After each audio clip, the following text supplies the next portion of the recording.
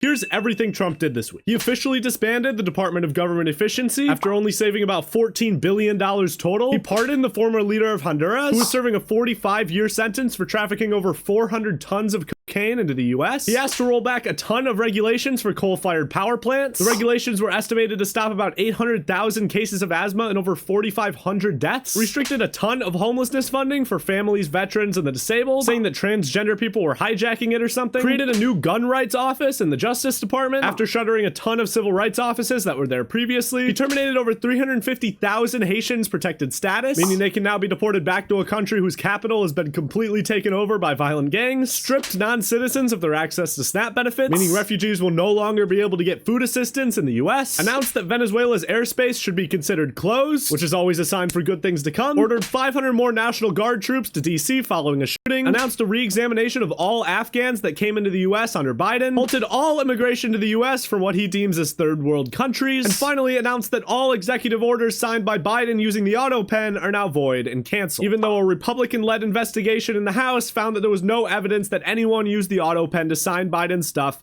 other than him. Now for Trump's court verdicts this week. A judge tossed out Trump's cases against James Comey and Letitia James. A judge ordered Trump to provide bond hearings to detained migrants. A judge dismissed Trump's 2020 election interference case, marking the end of Trump's last criminal case tied to the 2020 election. The Supreme Court declined to immediately let Trump fire the government's top copyright official. In other news, Russia launched another huge attack on Ukraine this weekend, firing over 36 missiles and using almost 600 drones. Hamas met with Egyptian officials last weekend to discuss future phases of the peace deal. And finally, 2 National Guard troops were shot in Washington, D.C. One died on Thursday, and the other is still in critical condition. Now for our trackers. Inflation is at 3%, well above a healthy rate of 2%. Unemployment is at 4.4%, inching upward. We don't know what eggs or gas are because Trump has stopped releasing the data, and Trump has so far spent $107,800,000 of taxpayer money golfing in his term.